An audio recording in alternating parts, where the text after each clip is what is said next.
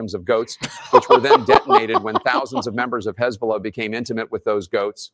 While humorous, here at CNN, we are very concerned with the proliferation of any fake news that we didn't create ourselves. Disinformation is a very serious threat to our country and the world when it isn't us here at CNN creating it. We acknowledge the average person on the internet is too stupid to tell the difference between parody and reality. And if it was up to us, none of those people would ever be allowed to vote. Some of you might be thinking this video is AI and you would be incorrect. This is a totally real thing that me, trusted journalist Jake Tapper, would totally say for realsies.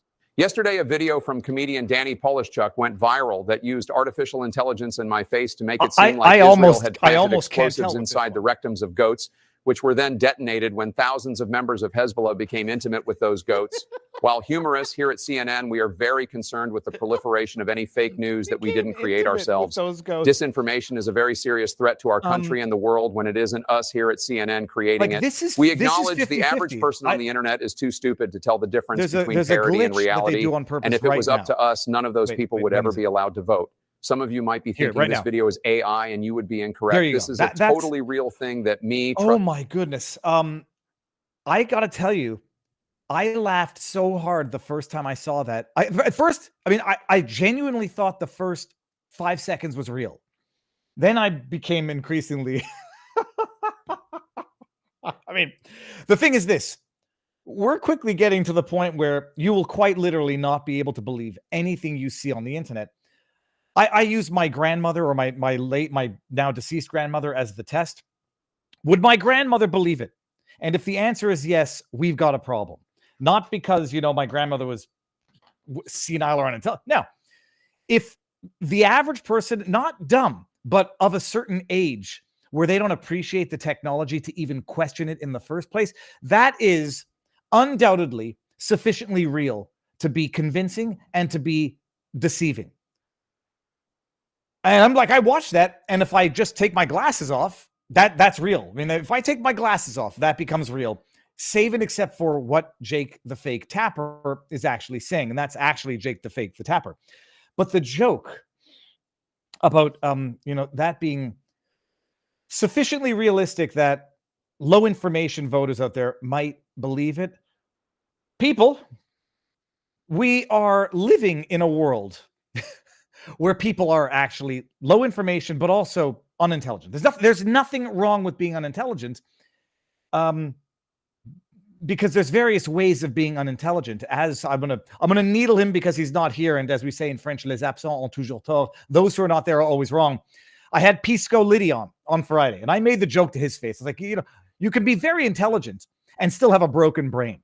And I do like something that I've said, and I don't know if I know it's an original thought. I just don't know if someone else has not said something of an iteration of this. And I have to take for granted they have, because there have been plenty of smarter people than me. But intelligence without a moral compass is a liability and not an asset. It's a weapon and not a tool. So there's various ways to be stupid, not all of which involve being unintelligent. We're witnessing this now from Mark Cuban, who, I got to tell you, he might be the richest dummy you've ever seen in your life, but he's not the one that I want to absolutely, remorselessly put on blast and tear a new one to tonight. Tonight, that honor. Maybe we're going to start every Sunday show with the dumbass of the week. Of course, we might have this man repeatedly, one week after another, being the dumbass of the week. Here's the dumbass of the week, people. Now, I'm just a city boy, and I didn't grow up on a farm, but even I have the most mildest of knowledge of Old MacDonald's farm. So the context for this is Kamala Harris says, I will gladly accept a second presidential debate on October 23rd. I hope real Donald Trump will join me. This is in response to Caitlin Collins. She might also be featured on Dumbass of the Week, but not this week. Vice President Harris has accepted an invitation from CNN to debate former Trump. Because after that debacle, and arguably fraudulent debacle of an ABC interview, where I'm still, you can't even trust a video, let alone screen grabs of an alleged affidavit of an alleged whistleblower testifying to the fact that allegedly ABC was, fraudulently scheming to give Kamala Harris a a leg up. Excuse me. 2 legs up. Okay, stop it. To give Kamala Harris a certain advantage in that first debate. You go from ABC to Jake the Fake Tapper CNN and accept that invitation and expect it to go all total kosher and holier than the Pope. CNN, by the way, the same CNN who Donna Brazile worked for when she leaked the questions to Hillary Clinton to bend Bernie Sanders over the proverbial DNC stool and give it to him. Go from ABC and accept the invite from Caitlin Collins, propagandist extraordinaire, to do a debate on CNN. All right. Kamala Harris says, I would gladly accept a second debate. Sure, from another corrupt propagandist news outlet on October 3rd. I hope real Donald Trump will throw. All right. To which dumbass of the week, George Conway, comes in and says, your move, Donald Trump. And then, do you see what's going on here? Like, I would like to say our crowd is above average. Who can spot the problem here? Let me just make sure here. Let me see who can spot the problem. I admittedly I had to double check. That's a freaking rooster, people. That's not a chicken. He's suggesting. This is George Dumbass of the Week Conway is suggesting that Trump would be a chicken to not accept the debate. And so he does, I guess, an AI generated image of Don the chicken. People, okay, let me I knew these things. How did I know these things? Because I go to farms and I ask questions. And when I lifted up the rooster and I rotated the chicken, rotate your owl for science.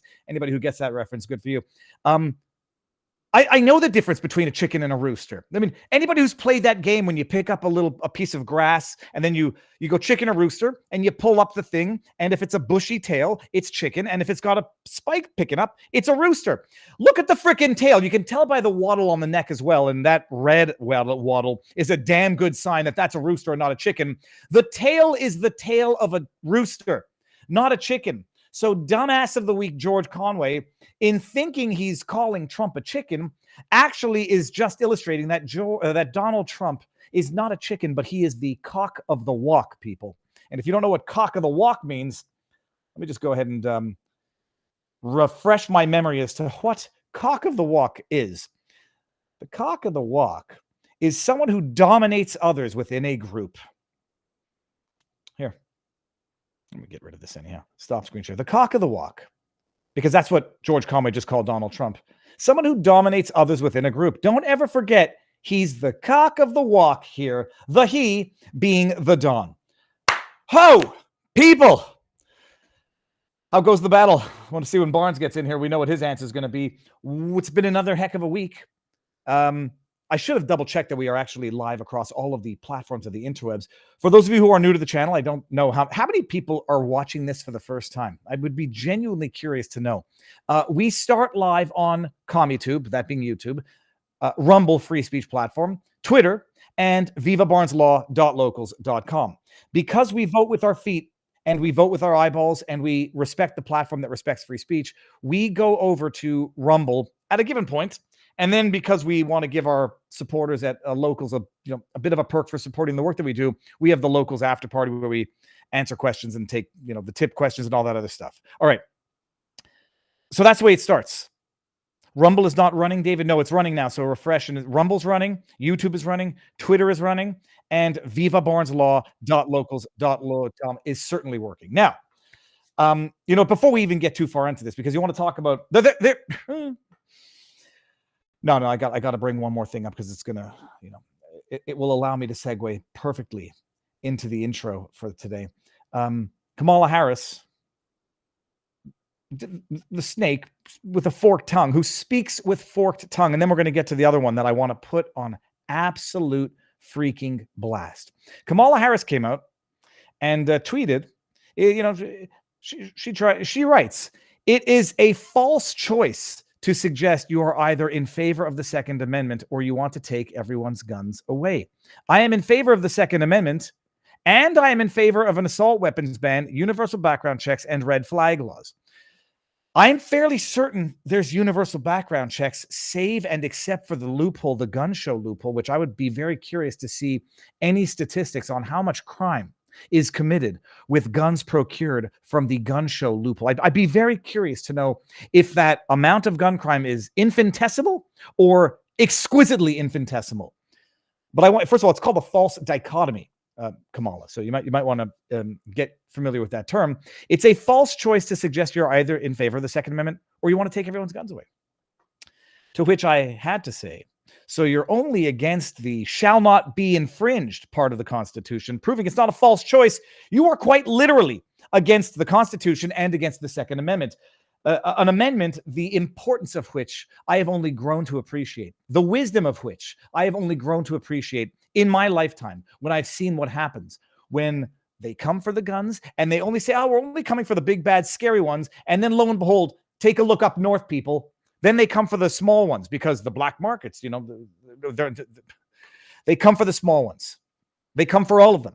And then they don't just come for the guns, by the way, people, because anybody who doesn't know what's going on in Canada, you can't have pepper spray for the purposes of self-defense. You can't have tasers.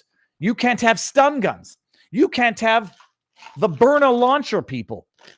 You can't have anything for the purpose of self-defense. You can't have nunchucks in Canada for the purpose of self-defense. When you want to go get your firearm license, the long arm, the rifle, that's the only one you can get without the special license, although they've basically shut down small arms entirely in Canada. You got to go take a course, which I don't have anything against, but whether or not it should be mandatory is a separate issue. Background checks. If you, so help you goodness, suggest on your application that you want that hunting rifle remotely for any purpose of self-defense, you'll get refused. So they start with the unpopular targets. We're going to talk about it tonight. They start with the big, we're only coming for assault rifles, alleged so-called, put it in quotes, assault rifles. Background checks, universal background checks, which I'm fairly certain every state has, and red flag laws. And then those red flag laws expand. And then those background checks expand. And then once the AR-15s are confiscated, then they find out, oh, the majority of gun violence is actually committed with small arms. Oh, well, shit. Now we got to go after the small arms. And then lo and behold, you turn into Canada and then you turn into Venezuela, and in that order. And so with that said, people, because the government doesn't stop until they've thoroughly screwed you, until there's nothing left to screw people, listen up. The world is getting more unpredictable by the day. Political insanity, rumors of civil war, an unstable market, and now the looming threat of a new global health emergency. You heard this, people? There's a bird flu summit coming up in October, eerily reminiscent of Event 201 that foreshadowed the COVID pandemic. And get this, the first topic, what's the first topic? Mass fatality management planning. What do they call it? Pre-programming. They call it pre-programming, people. If that doesn't send chills down your spine, I don't know what will. But here's the good news. You don't have to be scared if you're prepared. The wellness company created the medical emergency kit, and every home in America should have at least one of these. They're packed with life-saving meds like ivermectin, amoxicillin, and even Z-Pak, and they're all backed by experts like Dr. Peter McCullough. Imagine this. No more frantic searches for a doctor. No more emergency waiting rooms. Just a few clicks, and the kit is delivered to your door. It's times like this, having your medical emergency kit, it's not just a luxury, it's a necessity. Protect yourself, protect your family. Now, head over to twc.health/Viva. Promo code will get you $30 off. Don't wait until it's too late. Act now. The link is in the description. Protect those and the ones you love. By the way, kits are only available in the U.S. twc.health/Viva. Viva for $30 off and free shipping. Do it. All right. And then I got some more fun stuff in the background. But before we get there, because I want to make sure not to fall too far behind on the super chats on CommieTube before we get over here. We got, how do we know you aren't actually an AI right now, says ED2276. Dude, we're going to get there. We're going to get there where, like, the way I'm lucky. I've got a footprint on the internet, which may or may not be lucky because that's more of a footprint to use to create accurate AI. This is from ED2276. Even with the worst of AI for me, no one's going to believe anything related to sexual improprieties because I firmly believe that anybody who cheats on a spouse is risking their lives. And but you're going to get to a world where you're going to see stuff and it's going to be so compelling and so realistic and fake. And then you're going to get to the world where it's going to be real, but they're going to get to say that it's fake. And you're going to get to a world where you will literally not know what to believe, even when you see it with your own eyes. R. Valera says, Trump should counter. Let the debate be hosted on Joe Rogan's podcast. 3 hours impartial. That would be something that they would never, ever accept. Ian says, if that rooster was in a fight, I'd bet on it. Kimmel Joe says $10. Viva, Biden gave WHO control over America for our next pandemic. And the next week, the UN is voting on the global communist governance. Yep. I saw there was $100 tip in here, which I can't seem to bring up. It says Detailer's Choice Car Care. But why can't I want to find it? Let me see here. Detailer's Choice Car Care. Right here. Okay, so I'm going to go like this. Let me just see if I can do this. And I can't seem to find it, but I'm going to bring it up. Keep up the good fight, Viva. Best live show on the interwebs. Thank you. I can't get the rest of that super chat. And let me just see what else is going on here. I want to be able to bring it up. Let's make sure I get the full name. Here it is. It's oh, you know what? I can't even. I'm just going to say thank you. It's in there. Thank you very much. Thank you. We've got a show tonight when Barnes gets here. But before Barnes even gets here, I'm going to play something so that we don't have to play it when Barnes gets here. All right, the runner-up for Dumbass of the Week. It's Mark Cuban. You thought I was going to let Mark Cuban off, did you? Oh, you thought there was only going to be one dumbass this week. No. In this inaugural week of Dumbass of the Week, we've got two. And here is Mark Cuban. 2015. What I find most shocking about this video from Patrick Bet-David. Look at Patrick Bet-David. He's a little baby in this picture. He looks like he's like 12 years old. Listen to this, people. So one would call you a Democrat. No, hell no. Look, there's different things for different reasons, right? Would you be comfortable with a capitalist like Donald Trump being our president? Yeah, I don't have a problem with it. I like Donald, and he's smart. You know, like a lot of candidates and politicians, you vote for not what they say, but knowing that 99% of they say won't come true, what they'll do once they get it. Does everybody remember that one of the faults levied against Trump in his presidency, my apologies, in his presidency was that he was keeping too many of his presidential promises. Google it. I lived through it. Fake news CNN was faulting Trump for keeping too many of his presidential promises. Going to follow through. And do I think he's smart enough to figure that out and then just do the right thing after he's elected? Yes. And then Hillary and Bernie say, okay, tax the 1% and that'll pay for everything. Doesn't work, right? Won't work. Can you know, Hillary's like now I don't know if this is a real video. Can you believe the full inversion within 10 years? What do they have on you, Mark Cuban? They have to have. What does P. Diddy have on you? That's my conclusion. I'm joking. Haha. Joking, not joking. I'm joking. Hashtag no defamation. Straight up joke. But seriously, what do they have on you, Cuban? This was 10 years ago. I'll remind me of the expression. It's an amazing expression. My father taught me, and I never forgot it. Listen to this. Pay for college. Her plan is ridiculous. It'll increase college costs, not reduce. You know, so they don't think them through. You said, Trump, I get it. He's changing the tone of politics. You know, in the past, you had to be a Stepford candidate. You had to be perfect. I don't think we need to go all the way through here. Did you? Let's just get to the present. In a long. You get to the present. You know, I agree with him. I like what he's doing from that perspective, and we'll see what he does on the personal side. But he's obviously had an impact on the economy, so he gets credit for that. People believe in what he's doing on the tax front. They believe, and I agree on the reduction of regulation. And not all regulation, EPA type stuff, I don't agree with, but in some of it, the simplification of doing business, I agree with. Reducing. If this turns out to be AI, I'm going to be really embarrassed because in as much as you try to do your own due diligence, it's going to become impossible. This is the expression. My father told me this when I was a kid and never forgot it. He says, it's an old expression. I forget who said it. Someone in the chat can get it because it wasn't my dad's. It was when I was a kid, my father was the dumbest person on earth. And then I'm going to screw it up. And then as I got older, I was shocked at how much my dad learned. The idea being that when you're a young child, you're so ignorant and naive, you think your dad is stupid because you don't understand a damn thing of the world. And then as you get older and realize that your dad was right, you think that he's the one who learned something. Bada bing, bada boom. Mark Cuban has gotten dumber over the last 10 years. Dumber or compromised, because there's no other way to explain it. And these idiots think that their words somehow disappear or that they'll find a way to weasel out of them. Like, oh, yeah, I said that then, but my goodness, I've learned so much since then. I never knew that he was such a truly bad man. Danger to democracy. Such a danger to democracy. Are we going to go with the third? No, because Jamie Raskin is not a dumbass. He's a scumbag. Jamie Raskin. I made the joke. Like in the movie private parts.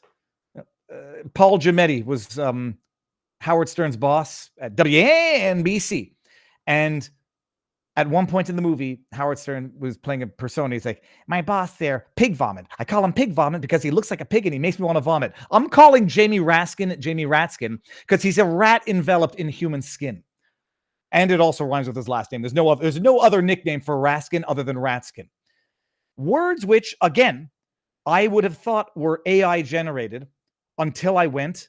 I mean, I verified the first time I went ballistic over the statement, but then I went and listened to the entire 1 hour conference to understand the full context. I'm going to play. It might be repetitive because anybody who saw the vlog that I put out Friday night, you've already seen this, but we're going to play it just so that you can understand what Jamie Raskin said. This was on the eve of the Supreme Court ruling on the Colorado disqualification from the ballot for reasons of 14th Amendment, third paragraph, insurrection disqualification. This is before the ruling came down. 9-0, Jamie Raskin. Listen to what Jamie Raskin said. Last night, I was most worried about the Supreme Court's prospective imminent abdication of its very clear duty to disqualify Donald Trump from the ballot under Section 3 of the 14th Amendment, and what that might mean if their decision says that it's really up to Congress on January 5th or January 6th, 2025, to disqualify him at the counting of the Electoral College votes, which really could lead to something akin to civil war, if that's what the suggestion is, which is what I think I heard when I went to the oral argument, that they themselves were unwilling to rule whether or not the Colorado Supreme Court was correct in finding that he had engaged in insurrection. Now, first of all, who the hell gave Ratskin the heads up as to what the ruling was going to look like? You understand? Like, he says, "Oh, that's what I understood from the oral arguments." First of all, bullshit. And second of all, that type of psychological manipulation. Well, that's what I understood from the that's what I understood. No, someone was leaking to him or discussing with him from the Supreme Court that the ruling wasn't going to come down in his favor. He didn't seem to really understand that it was going to be 9-0 unanimous, Raskin. But that was his understanding. Oh. On January 6, 2021. So, but that was just last night's worry. So I want to hear to disqualify Donald Trump. Last night, I was most worried about the Supreme Court's prospective imminent abdication of. So he knows it's coming. How did he know in advance that it was coming? Oh, he says, that's what I surmised from listening to oral argument. Horse crap. It's very clear duty. And this is, you want to talk about pre-programming? Sensitize everybody. They're going to overrule it. They're going to strike it down 9-0 unanimous. But when they do it, it's an abdication of their obligations. It's dereliction of duty. To disqualify Donald Trump from the ballot under Section 3 of the 14th Amendment, and what that might mean if their decision says that it's really up to Congress on January 5th or January 6th, 2025, to disqualify him at the counting of the Electoral College votes, which really could lead to something akin to civil war, if that's what the suggestion is, which is what I think I heard when I went to the oral argument. He thinks he heard they themselves civil war were unwilling if they don't rule whether or not Trump. The Because Colorado it's so clear, Supreme Court was correct in finding that he had engaged in insurrection on January 6, 2021. So, but that was just last night's story. Forget the impeachment, the second impeachment acquittal. No, he just as because Jamie Raskin says he engaged in insurrection. Civil war. The court is not going to save us. And so that means the only thing that really works is people in motion amending the Constitution. But again, it's necessary, but it's not sufficient, because what can be put into the Constitution can slip away from you very quickly. And the greatest example going on right now before our very eyes is the Second Amendment. Oh, I'm sorry. No, of course not. It's disqualification for insurrection. Section 3 of the 14th Amendment, which they're just disappearing with a magic wand, as if it doesn't exist, even though it could not be clearer. Could not be clearer, but 9 justices of the Supreme Court said, your theory is dumb as rocks, as dumb as Mark Cuban. What it's stating. And so, they want to kick it to Congress. So it's going to be up to us on January 6, 2025, to tell the rampaging Trump mobs that he's disqualified. And then we need bodyguards for everybody and civil war conditions, all because the 9 justices, not because they dereliction of duty. Yeah. It's you want to talk about threats to democracy. You want to talk about actual meaningful risk. There it is right there, people. And I'm not using threat to democracy hyperbolically. He's quite literally saying, well, we're going to disqualify Trump if he wins. No, they're not going to disqualify him before because the Supreme Court already ruled on it. They're going to let the election happen after they tried to impeach him once, twice, Russiagate hoax, lawfare, bankrupt, try to lock him up, try to kill him twice. Then after that, they're going to have the election. And then after that, Jamie Raskin is going to unilaterally declare with Congress, Trump is disqualified. Oh my goodness. Now, hold on 1 second, people. Let's just go over here for a sec. Better name for Raskin is rat shit. Sorry, hold on. Let me see if I can get all these. Raskin, Jamie Ratshit, Jamie Ratturd, Jamie Ratass, Jamie Ratface. Okay, let's stop. Who is that? T1990. Then we got Sammy K Jr. There is no gun show loophole. Ask Robert if you need more info. I'm going to do it because I could very well be wrong. I thought private dealers did not have to do background checks when selling firearms, and they could. I don't know what the number is per year. And we got Arkansas crime attorney says, I am here, but I have to leave soon. I wanted to say hi, long time no here live. I have watched you since you were a short-haired attorney in Canada. Posted on CommieTube and here. Thank you very much, Arkansas crime attorney.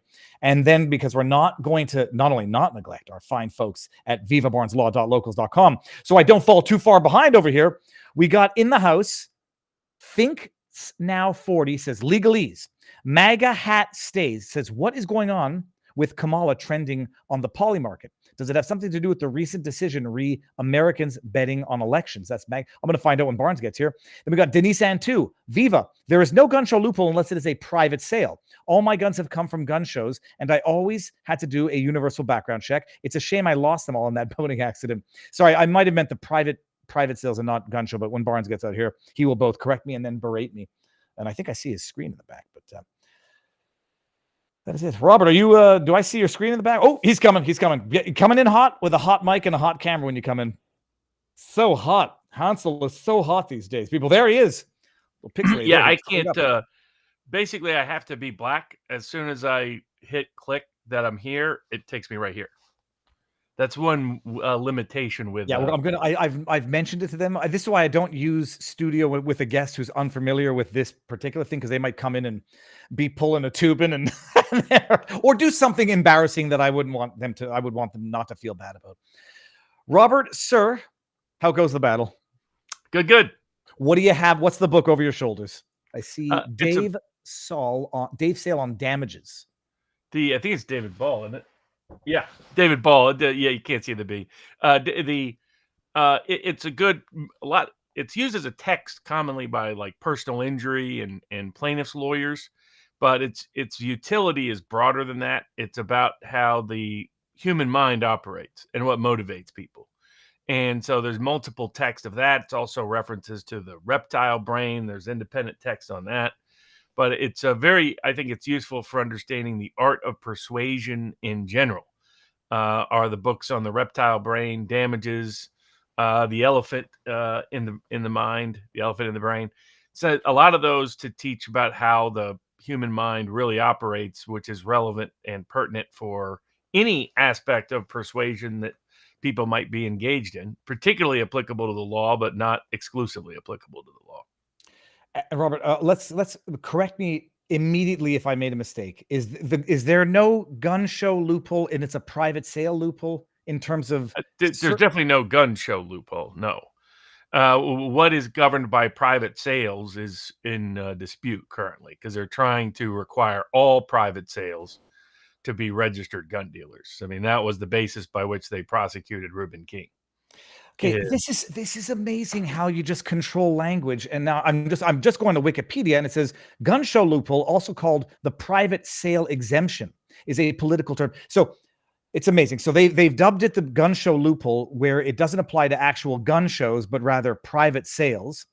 And if I were to go to the Miami gun show, if I were to attempt to purchase a gun, they would do a background check on me.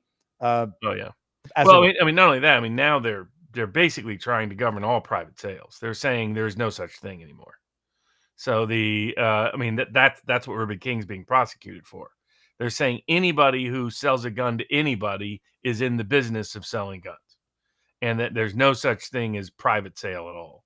I mean, there never was really a private sale exception. There was people who were selling guns for collecting reasons, for non-commercial, business-driven. They weren't in the business of gun selling, but that they weren't commercial gun sellers. That would have been the more relevant and pertinent distinction. But the government's eviscerated that. They're not respecting that at all. But all the guns. The problem is it assumes that everybody that goes to gun shows is somebody that's a hobbyist who is recognized by the government as not being in the commercial business gun transaction business. One, that doesn't describe many gun shows, and second, it's not something they recognize right now anyway. So it's all mostly It's always been mythology, pretty much. But now, if I think out loud, okay, so the gun show loophole is actually a misnomer for what they're going after. They're referring to private sales, which is if I happen to own 5 guns and I don't want one anymore, and I don't know if you put an ad in the paper, whatever, and I sell one to somebody, that would be the private sale that they would want to govern by universal. Yeah, but right now they're not recognized that. Right, a non-commercial sale is a better way to phrase it. Okay, but they're not recognizing that currently. Now, hypothetically, doesn't recognize any non-commercial sale at all. They believe all sales are commercial sales. But hypothetically, I sell my private gun to a criminal who then uses it for criminal purposes. I want to know the stats on all of this. Anyhow, I bet you the stats are absolutely infinitesimal. Like it's a non-issue as far as almost all guns used in crime are illegal or black market. Yeah, of course. I mean, what idiot wants to register their gun that is involved in crime? Makes no sense. And the same people who run drugs run guns. So that makes no sense at all. It never made any sense that the idea that somehow gun registration or regulation would restrict criminal use of guns. They're criminals. So no, they're not going to recognize gun laws any more than they recognize any other. Well, I discovered that apparently some of the guns they seized from P. Diddy's place had some serial numbers removed from them. We're going to get into all this in a second. Finboy Slick says this show is definitely AI generated. Viva looks taller than Barnes. I went through a late life growth spurt. I'm 6'6" now. I tower over Barnes. I wouldn't even tower over Barnes at 6'6". What do we have on the menu for tonight? We got Tim Pool sues Kamala Harris, or the campaign of Kamala Harris. Arbitration. This is becoming a bigger problem. Now the case against Red Hat and IBM. That's the gentleman who was fired for the not being sufficiently compliant with the diversity, equity, inclusion mandates of IBM. They are demanding a secret proceeding away from a public courtroom and with a conflicted arbitrator. And this is becoming a systematic and systemic problem in America. They are eviscerating access to the courtroom, eviscerating access to jury trials, eviscerating access to unconflicted decision makers and appellate review. And so filed an opposition this week in that case, but we'll be discussing the problem of arbitration writ large. The adverse possession, in that little case, people sometimes ask about when does adverse possession actually give you legal title to property? Went up all the way to before the Tennessee Supreme Court recently. The First Amendment. We have the First Amendment as to the California law attempting to, in the name of regulating deep fakes, is actually trying to prohibit parodies of Democrats. Already a First Amendment suit filed on those grounds. And then when does the First Amendment apply in the classroom? A major case before the Seventh Circuit Court of Appeals for the University of Chicago Law School by a law professor who was removed from their job because of their speech inside the classroom. The P. Diddy is now on Epstein watch. He's arrested. He's indicted. Who else it may implicate? What may be behind the scenes? And was the denial of bail a constitutionally correct decision? We have election lawsuits, which was the top topic voted on by the members of the board at vivabarneslaw.locals.com. In cases in Michigan, Arizona, Pennsylvania, North Carolina, and Georgia. 3M finally had to write a big fat check for all the crimes it's been busy committing. Yeah, over $6 billion for harming. 3M is a big government contractor, big defense contractor, went out of its way to harass employees who didn't submit to vaccines and asserted any religious objection.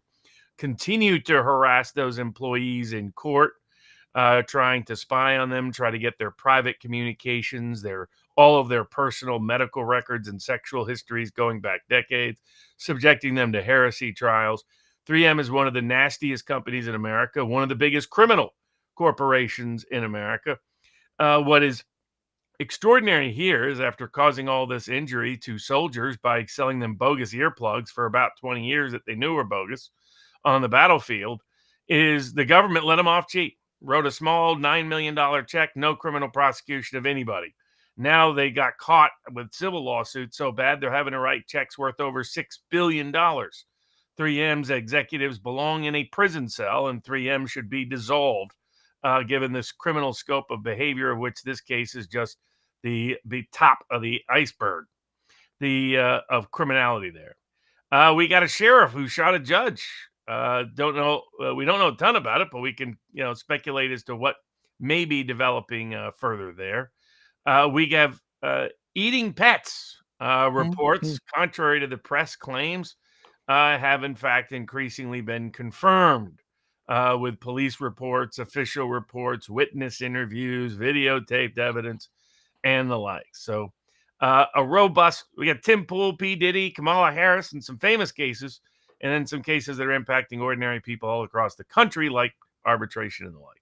Now, before we even get started, I guess we're going to start with the election updates before we head on over to Rumble. Then on Rumble, we'll do the rest of this stuff. So everybody, either make your way.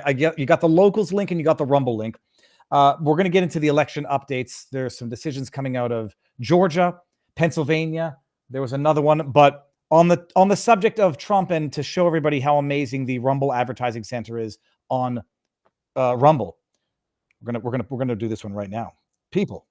I've got an important message about Donald Trump for all the parents out there, so please listen up. President Trump said he wants to take back America and teach our kids to love our country again. By the way, MAGA and MAHA holding hands, Make America Healthy Again, Kennedy's movement. It's amazing.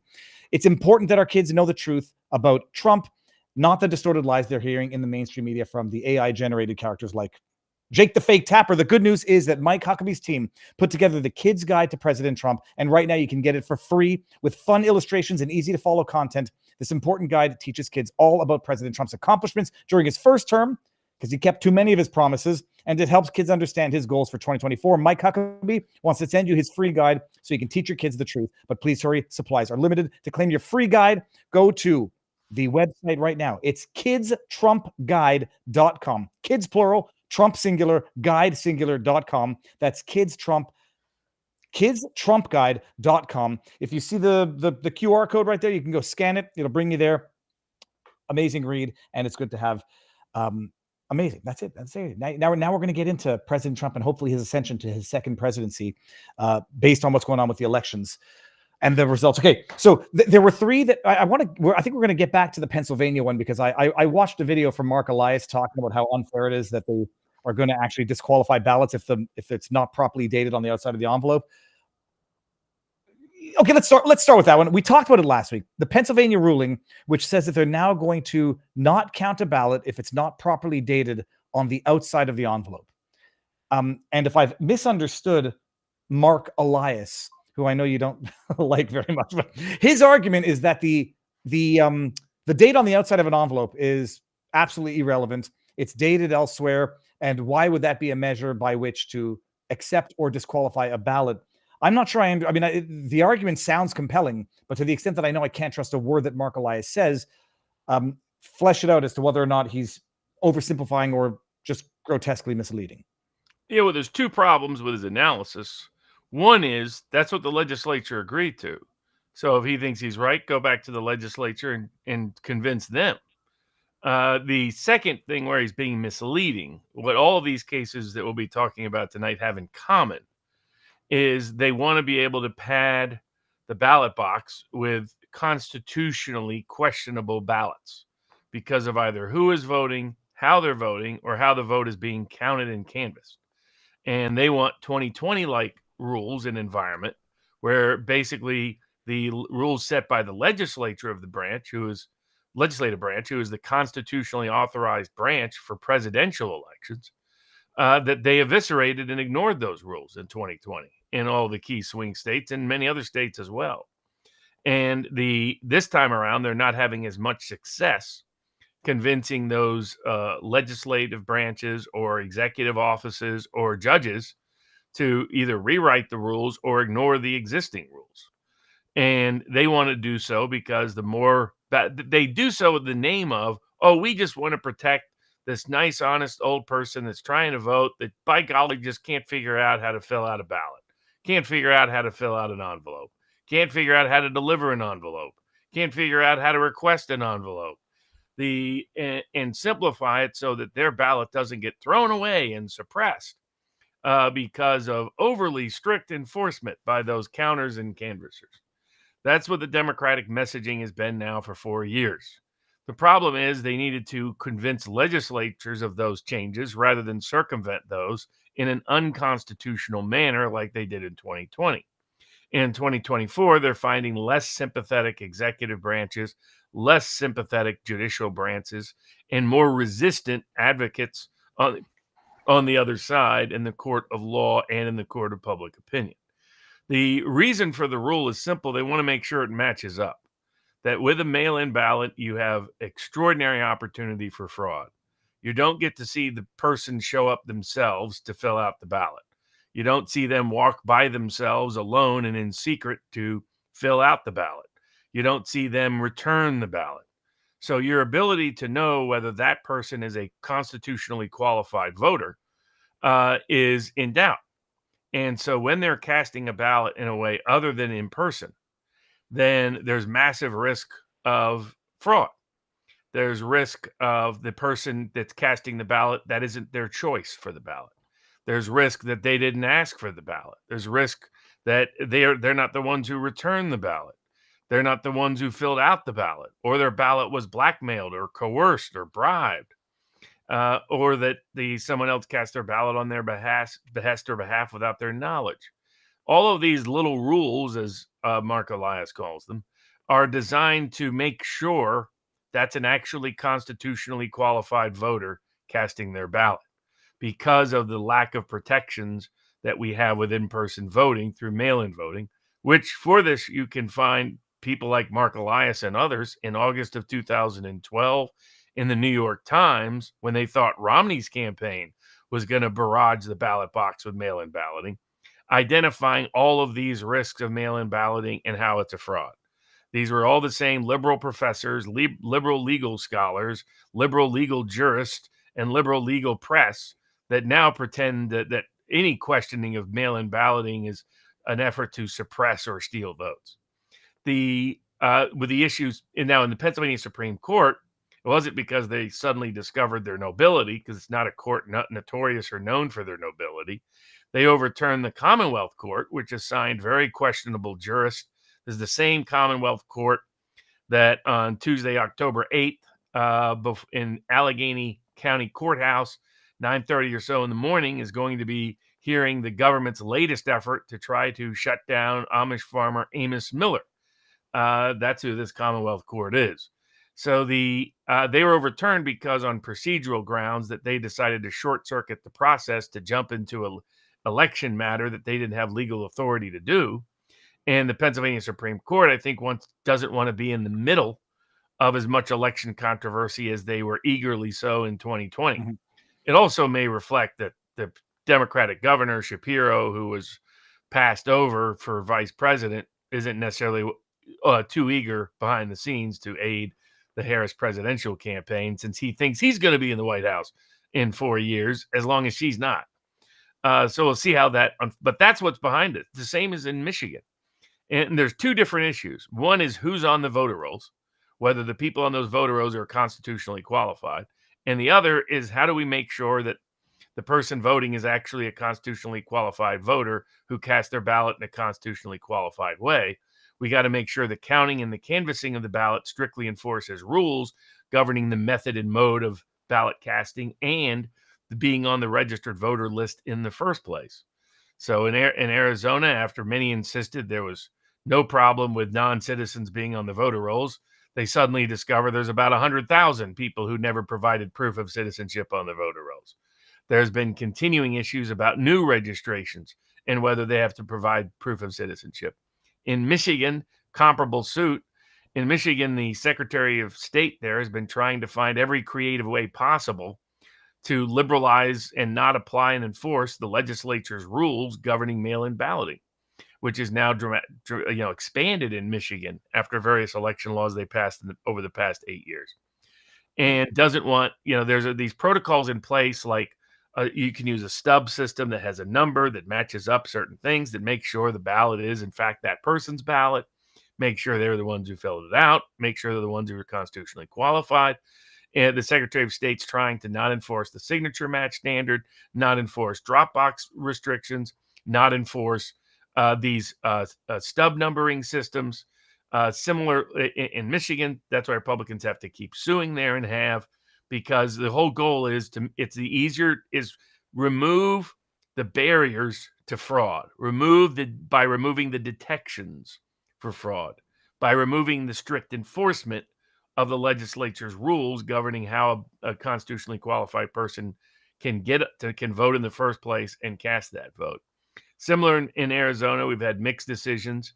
Arizona Supreme Court says leave the 100,000 or so on the voter rolls. It's a clerical error. That's the mistake. I thought that never happened. Garrett Archer down there in Arizona, media's election expert, said that never happens. And then he's turning around and acting like it's totally normal. When he gets caught lying again, he suddenly turns around and says, "Oh, no, this is just a loophole. It's been here for a long time. Everybody knows this." It's like, well, that's not Arizona's defense. Arizona's defense before the Arizona Supreme Court was it was a clerical error. A couple of days before, Garrett was insisting no such administrative errors ever take place in the election context, which shows you how credible he is. So that's what's happening. Those aligned with the Democratic side are doing everything possible to be able to flood the ballot box with dubious ballots, either by people who are not constitutionally qualified to vote, or who you cannot trust are the person who actually cast that ballot because they didn't cast it in a constitutionally qualified manner. And they want to prevent all the fraud detection signals. It's kind of like being Bernie Madoff. The best way to succeed with fraud is to remove all the alarms for fraud. Say all these alarms for fraud are unnecessary. They're just duplicative. They're just an excuse to deny people an opportunity. That's who Mark Elias is. Famous criminal money launderer for the Clinton family.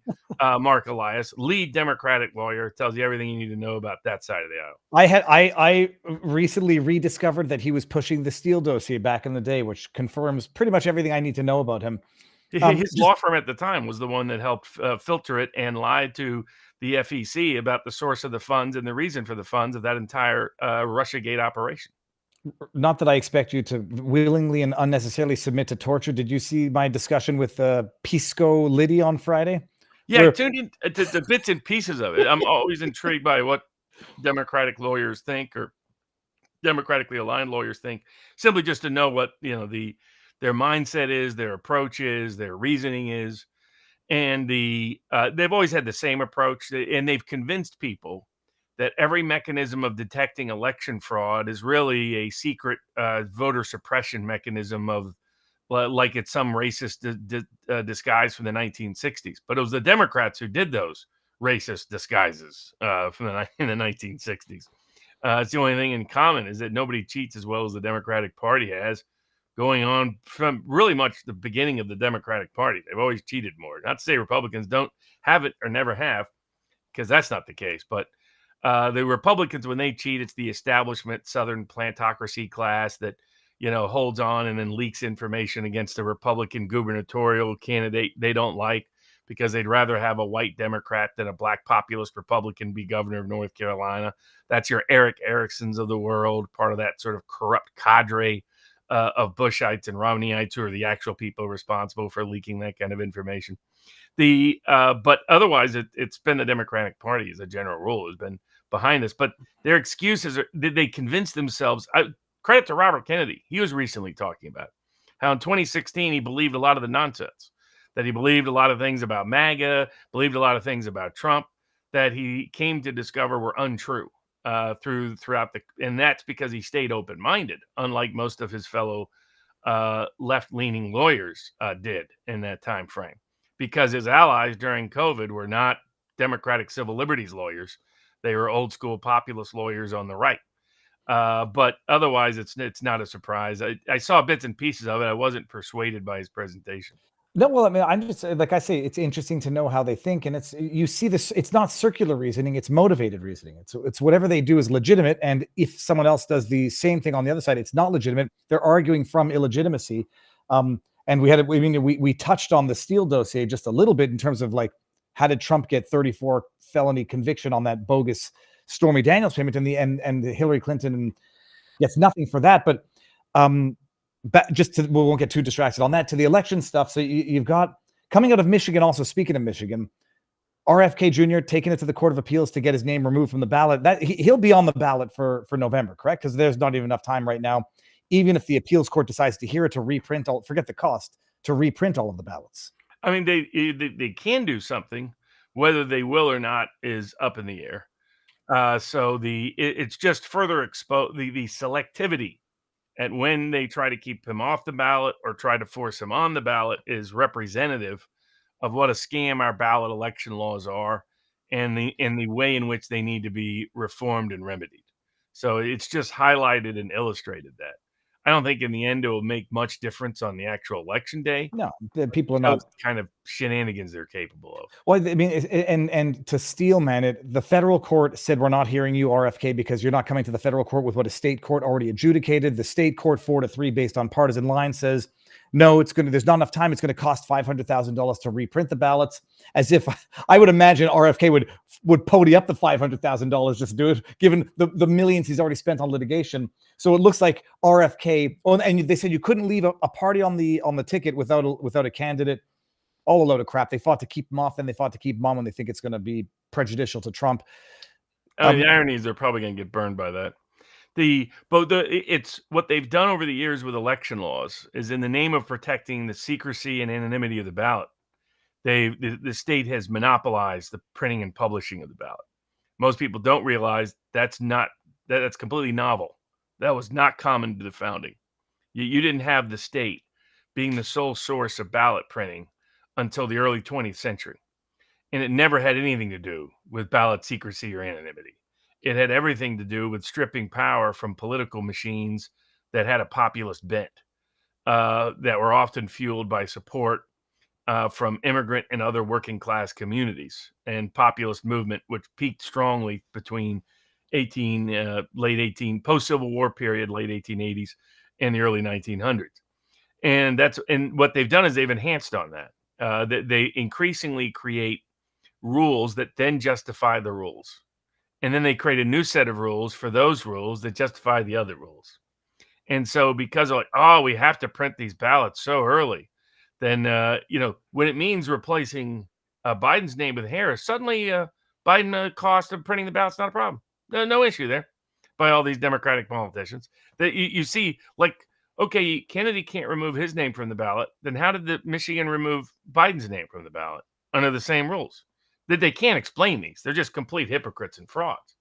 But nothing exposes the political prejudice and the insider bias of both state and federal judges than ballot access law.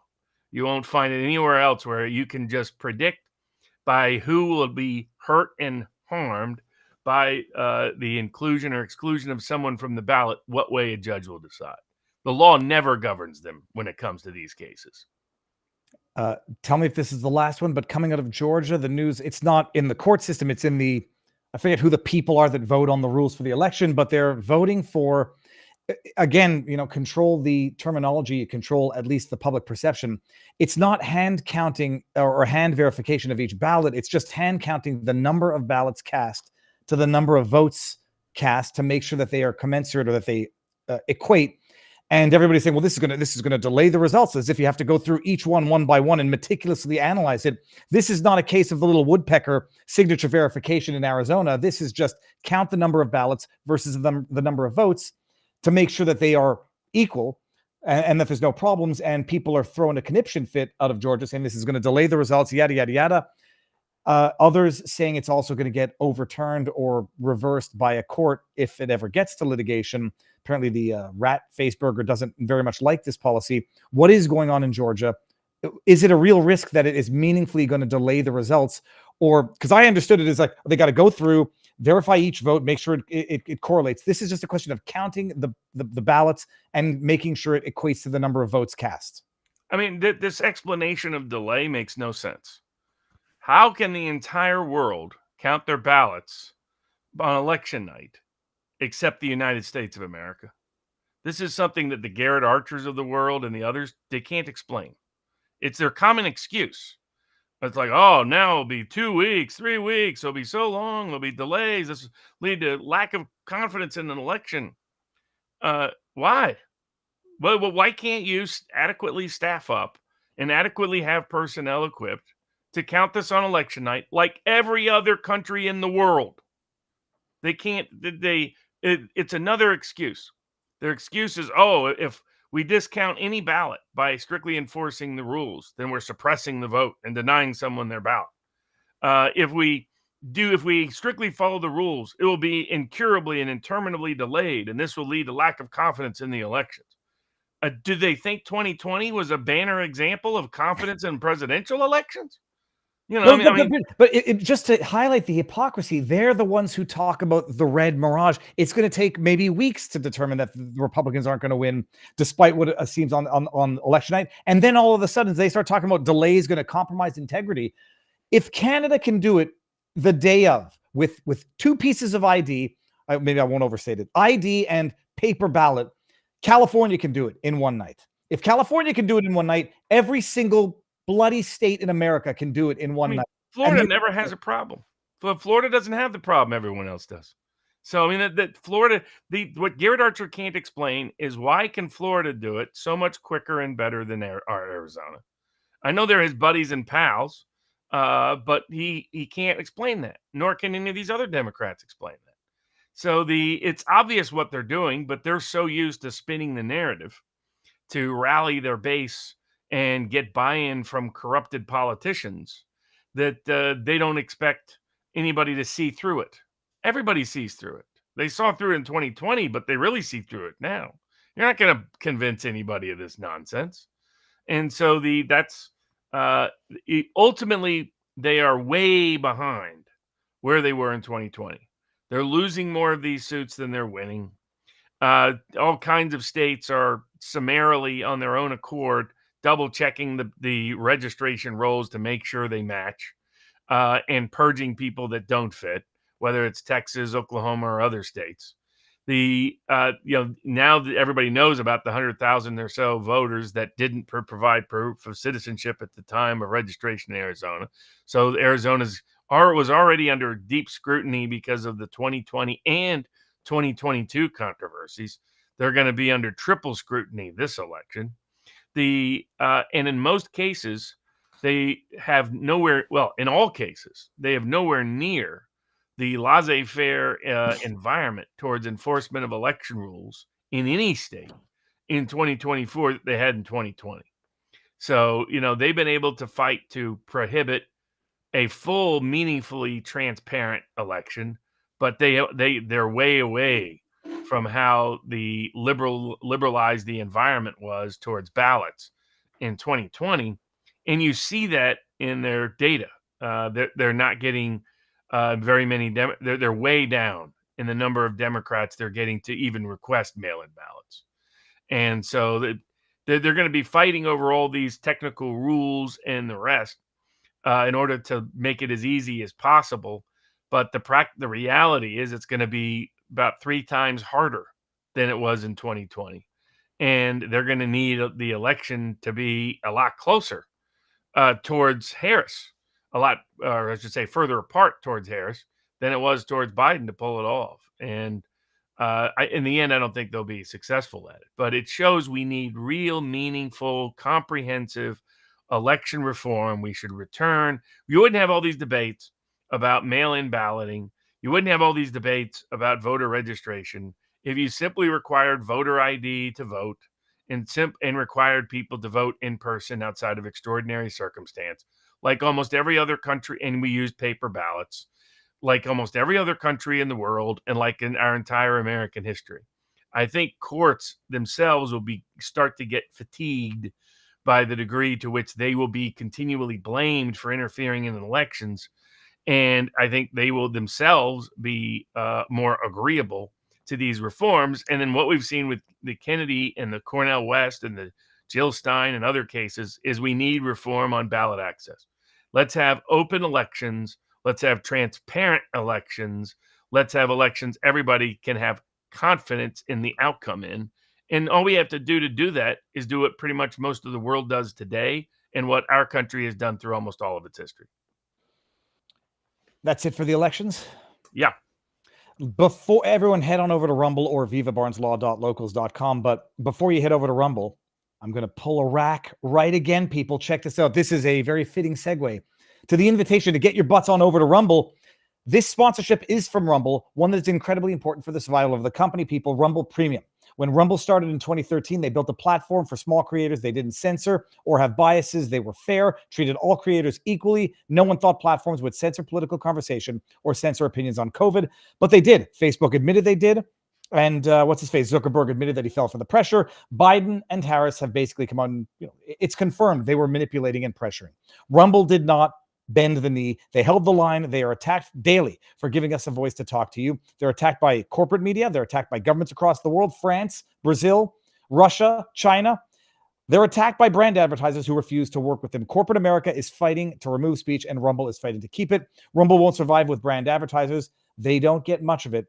Watching our show on Rumble is the most they can ask from you, but if you really believe in the fight, and if you have the means, one major way you can get Rumble Premium. It's a service for ad-free service, $100 a year. Join the community that believes in the First Amendment and believes in our human right to free speech. Rumble is offering $10 off when you use promo code VIVA10 with a subscription to an annual subscription thing. Rumble.com/premium. Use promo code VIVA. You get $10 off the year, which is 10%. Like I said, if you have the means and believe in the cause. And if you don't, snip, clip, share away, people, and just continue watching us on Rumble, which is where we are going right now. It's going to yeet us from Twitter as well, but let me give everybody the link. Locals is, you can come over to Locals, people. Skip all of this. Here's Locals link, and let me give you the Rumble link one more time. And while I'm there, by the way, I just saw something before we head over. Robert, what do you make? This is from Sorano Gardias. What do you make of these wild rumors about Trump and Laura Loomer? Let me answer.